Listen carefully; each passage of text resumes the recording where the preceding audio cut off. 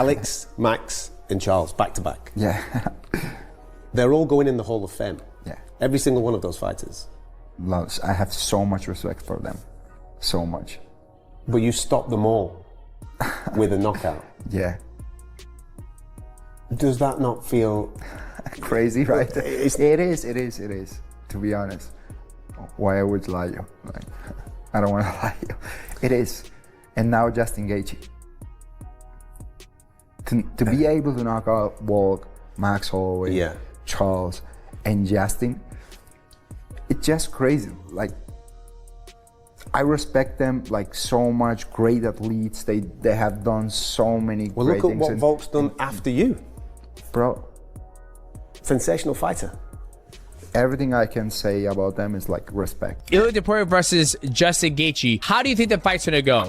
To be honest, I don't know how Justin Gaethje should fight Ilia Topuria. I will say that just wrestling against Ilia, but Justin Gaethje, he's not wrestling. He's gonna tuck his hand and try to punch like how he does, but that's what Ilia will study him. He will study him and then he will exactly punch right there, you know? I think this fight is perfect for Ilia. Like, just Ilia knocks people out. Like, if he touches you and he knocks you out. Ilia Topuria fighting for the lightweight title against the interim title champion Justin Gaethje. Mighty Mouse, what do you think? I like that fight. I think it's a great fight. I think after spending a little bit of time with Justin Gaethje at the Celebrity Football, the way he was fighting Patty Pillman, I was kind of confused. Like, you kept circling his power. Then when you talked to him, he was like, he didn't hit hard. Patty doesn't hit hard. He can't kick. His footwork sucks ass. So yeah, that's why I just kind of went, Yeah. And I was like, oh, okay, well, all right. And then, you know, him fighting Ilia Topuria. Ilia Topuria is probably one of the most technical, sound athletes that I've seen in mixed martial arts, meaning that like his cadence of a rhythm when he boxes, when he hits pads, everything he does is strategic, right? And so it's also surgical. The precision is perfect. There's no telegraph. There's no opening. Yeah. He sets things up. Yeah. The timing is ridiculous. Yep. You know, and then of course combine that with the power that he has. One shot is truly all it takes. I mean,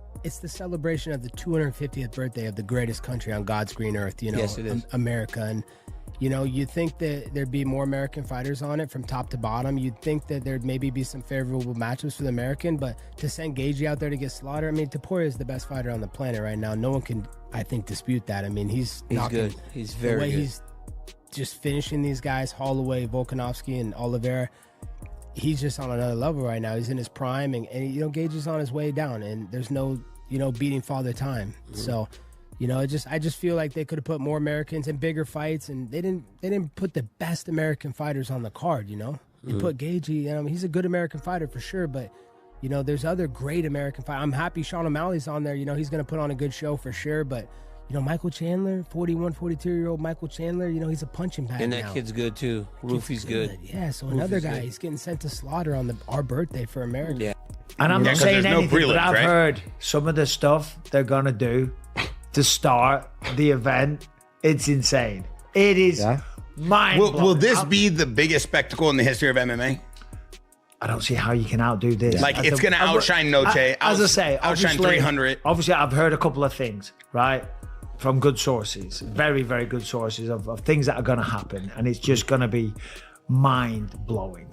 I'm in no position to be releasing that stuff and spoiling it. That's all to be surprises and stuff. But the production levels of what they're doing and the extra touches of what they're doing. I mean, Dana's already spoke about, you know, there's going to be 85,000 people across the street at the Ellipse. There's going to be all kinds of functions going on there and a lot of fun and fan interaction and engagements. And like, it's just going to be a huge I heard Trump say that people are going to walk into the Oval Office. The anticipation reaches fever pitch as fighters prepare for battle while time runs out in their training camps. The showdown between Ilia Topuria and Justin Gaethje at the apex of mixed martial arts has captured everyone's attention and divided opinions completely. From seasoned analysts to active competitors, nobody can reach a consensus on the outcome. Questions swirl about whether Topuria will establish his reign over the featherweight landscape, or if Gaethje will dismantle him and display what authentic combat excellence truly represents. So let's examine every angle. Yeah. What are your early thoughts on Justin Gaethje versus Ilia Topuria? Ooh, tough fight. Yeah, I think, you know, Topuria is a data collector. He's going to see holes in the defense. I think some of those things that you and I talked about that maybe Justin was kind of overexposing. I think Topuria is going to look at those things and try to exploit those. If you're going to reverse engineer your game plan. When active fighters start offering their own analysis, the debate becomes even more intense. Merab Dvalishvili himself has acknowledged that identifying a clear path to victory for Gaethje presents significant challenges. Gaethje's natural instinct drives him to seek out violent exchanges where he can unleash maximum force and trade devastating blows with complete commitment. Who do you have for that fight? Ilia Topuria versus Justin Gaethje. I know you're going to pick Ilia. How do you think the fight's going to go? Like, what do you think Justin Gaethje could do to dethrone Ilia Topuria? So, to be honest, I don't know how Justin Gaethje should fight Ilia Topuria. I will say that just wrestling against Ilia, but Justin Gaethje he's not wrestling. But I think the Justin, he's gonna duck his hand and try to punch like how he does, but that's what Ilia will study him. He will study him and then he will exactly punch right there, you know. And I think this fight is perfect for Ilia, like, because Justin Gaethje he just box and then throws cupcakes, which is Ilia does same thing, and then need exchange. Just Ilia knocks people out. Like if you exchange it, if he touches you, like However, this aggressive approach might be exactly what Ilia anticipates and wants to exploit. Beyond that, Ilia's self-assurance continues climbing as he demonstrates improvement with each successive bout. According to Merab's assessment, success isn't measured solely by wins, but by the manner of achieving them. Considering Topuria's destruction of elite competition like Alexander Volkanovski, his ability to accomplish what nobody else managed against Max Holloway, and earning respect for his knockout power from Charles Oliveira himself. When viewed through this lens, the gap between these fighters could be far wider than most observers understand, especially since a wrestler like Arman Tsarukyan struggling without his grappling foundation signals serious problems. And he knocks you out. So, and then the thing is, Ilia, like, is getting better and better and better and better. You know, he, like, even last 3 fights results, like, he knocked out Volkanovski, Max Holloway, nobody did that, and Charles Oliveira, he said himself, nobody hit him like this.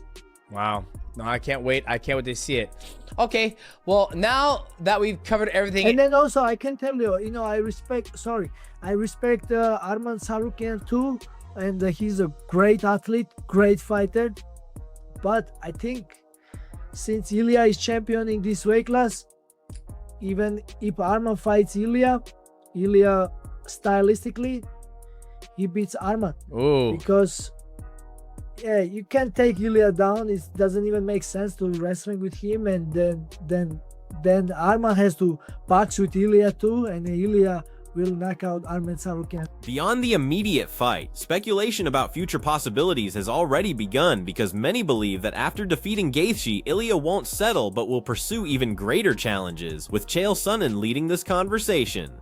Sonnen has boldly claimed that Ilia could defeat Islam Makhachev in a potential superfight at welterweight, meaning both would compete outside their natural divisions. This concept fascinates and captivates because it raises questions about whether Ilia truly possesses the skills to compete with and overcome Makhachev. If Ilia was to fight Islam, I would like that to be at 170 because I would like the opportunity for champ to be there.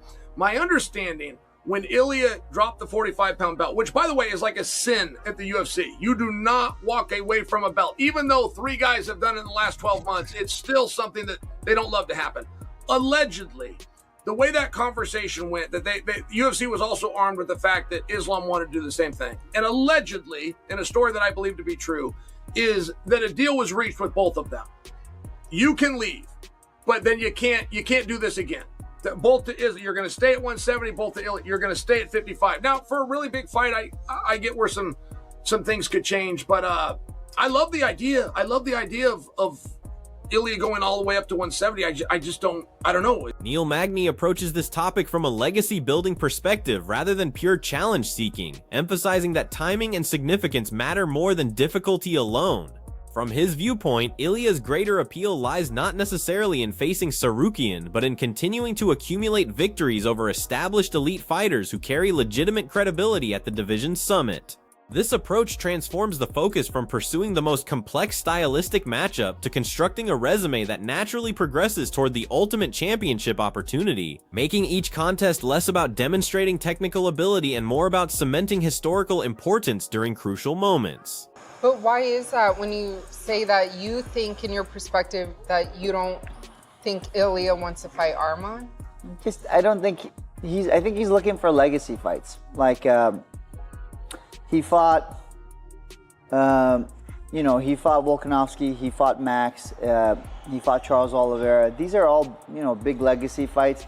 And I think Arman is too, because Arman has a big future, But I think he's looking for those fights. I think Justin Gaethje, and then eventually from Justin Gaethje to Islam Makhachev. So I think he's looking for more legacy fights, and I don't think he sees Arman like that. And I think Arman is a tougher test too, So it's like, take a fight that might be easier and better for your legacy, and then finally go up to the main boss, which is Islam Makhachev. Magny then analyzes this as a collision between completely different victory requirements. For Gaethje, success depends on creating chaos and transforming the bout into his preferred car crash style, where technique breaks down, everything becomes messy, and the fight devolves into a pure brawl where raw instincts triumph over systematic structure. For Ilia, the opposite approach prevails through control, layered attacks, and calculated pressure that incorporates grappling, diverse kicking techniques, and precise striking entries that prevent the fight from settling into Justin's preferred rhythm. When battles remain technical and measured, that's precisely where Ilia transforms into his most lethal version, which explains why detailed breakdowns like this slightly favor his methodical approach. Because now it will be Ilia versus Justin Gaethje. What do you think the keys to victory are for each fighter, and who do you favor for that? For Justin, he always talks about car crashes. He needs to do that. He needs to, because if you watch him fight, you're like, man, this guy is not technical. How's he doing so good? But I think he's actually very technical. He just has a way of drawing you into his style. And that's what Justin needs to do. Turn the fight into a car crash. Don't let it be a clean boxing match. Because when you have a clean fight, Ilia is as good as they get. Like, he might be the best. That being said, I think for Ilia it's essentially, I would recommend him to grapple, just like he did with Max Holloway. He did a little bit of grappling, a little bit of takedowns, a little bit of leg kicks, and then eventually he'll find. On the complete opposite end of the spectrum, Derek Brunson doesn't hide his admiration for Gaethje's chaotic fighting philosophy. He appreciates the style where fighters march forward relentlessly, absorb punishment willingly, and refuse to show weakness first. In his perspective, this represents authentic fighting through high pace, elevated risk, and zero backward movement. This mentality creates the foundation for turning regular fights into absolute wars and transforming crowds into frenzied chaos, representing exactly the kind of approach that can either completely shatter an opponent or get completely destroyed by someone patiently waiting for the perfect counterattack opportunity. When it comes to fighting styles, a guy like Gaethje, I love his fighting style, just the way he goes out there, caution to the wind, and I feel like I try to do that as well, because that's what we're in there for, is to go and fight. Furthermore, Erin Blanchfield views this matchup as less about raw power comparison and more about processing speed and fight intelligence. In her analysis, Ilia doesn't simply react during combat, but actively gathers intelligence with every single exchange, identifying subtle defensive patterns and systematically constructing a blueprint for breaking opponents down completely. The danger for Justin stems from his aggressive style, occasionally creating those exact vulnerabilities. And against a fighter who analyzes patterns while fighting, those brief moments don't go unnoticed, but instead get severely punished. At this elite level, single mistakes aren't just minor errors, but can become the catalyst for complete destruction. Yeah. What are your early thoughts on Justin Gaethje versus Ilia Topuria? Ooh, tough fight. Yeah, I think, Topuria is a data collector. He's going to see holes in the defense. I think some of those things that you and I talked about that maybe Justin was kind of overexposing. I think Topuria is going to look at those things and try to exploit those. Alan Juban perceives this as transcending a typical high-level matchup, representing one of those exceptional fights that feels monumentally important from the moment of announcement. In his assessment, Ilia currently operates at the absolute pinnacle of the sport, potentially representing the most well-rounded fighter in terms of complete skill set, while Justin embodies pure chaos and entertainment value combined into one explosive package. What makes this pairing exceptionally special isn't merely the talent being showcased, but the genuine feeling that absolutely anything can occur. The instant the cage door closes, with every exchange carrying the type of tension that can completely reverse the entire fight in one split second, which explains why this isn't being discussed like an ordinary bout, but feels like a defining moment for an entire era. You look at Ilia Topuria, though, in my mind, he's number 2 pound-for-pound fighter in the world. Maybe he's number 1 when it comes to overall skill set. Justin Gaethje, one of the more exciting fighters we've ever seen inside the octagon. Final opportunity. And I'm going to just jump number 2 because I'm giving away number 1 if I go to number 2. My number 1 fight out of everything that we're waiting to see, especially on the White House card, is Ilia Topuria versus Justin Gaethje. I think it's just, you look at, I'm trying to think, when I think about Alex Pereira and Ciryl, it's more, I can't wait to see Alex Pereira go into the octagon, do his walk. I can't wait to see him making that cold stare and the production team zooms in on his eyes when they're standing in the center and Bruce Buffer's announcing their names. And I can't wait to see him go in there and maybe get a knockout or maybe get caught by the bigger, stronger, faster man in Ciryl. But I don't have the same excitement as I do universally, the surrounding the entire fight in both fighters, as I do with Juban frames this as a genuine crossroads moment for Justin, representing perhaps his final legitimate opportunity at undisputed championship gold, while most voices in the sport are already shifting toward the next generation of contenders. Even some fighters who have competed against him feel the momentum changing direction, questioning whether he can still defend against younger, hungrier threats at the division's absolute peak. However, he has consistently proven doubters wrong throughout his career, systematically shutting down rising challengers with the same knockout power that has defined his entire professional journey. Yet despite all that historical success and ever-present danger, the potential matchup with Ilia still stands out above every other fight currently on the horizon. Counting him out, even people that know these fighters very well, guys like, Dustin Poirier and other fighters that have fought some of these men, they're like, I just think it's too much for Justin Gaethje to handle. But a guy like Justin Gaethje, who's been turning back all these young guns repeatedly, one after another, it shows that he's still got that ability in him, and he's still got that knockout power in him. Yeah, but Ilia Topuria, Justin Gaethje, it's the fight that I'm most looking forward to on the books. Alex Pereira, Ciryl. Chris Weidman breaks this down as a classic power versus precision matchup, where Gaethje perpetually carries fight-ending power capable of changing everything in one single exchange regardless of how previous rounds have unfolded. But he also recognizes Ilia as operating on a superior technical level, particularly in his balanced and sharp boxing fundamentals, combined with excellent takedown defense and solid grappling skills to complement his striking. The fundamental problem for Justin in his analysis is that without significant offensive wrestling capabilities, he would likely be forced into a pure striking battle, but not the controlled tactical approach he demonstrated against Ferguson, instead resembling a high-risk firefight where anything can happen. That's going to be a tough fight, but Gaethje does have the power that could change a fight at any time, and technicality really could go out the window. Because there's no question that Ilia is just on a whole different level when it comes to just as far as being a technical fighter, having balance on his feet as a boxer. He's got great takedown defense, very good jiu-jitsu. Gaethje doesn't use offensive wrestling, so you would think he'd be on his feet with him. And Gaethje's not going to be able to pick him apart like he did against Tony Ferguson, where we've probably seen the most strategic version and best version technical of Gaethje.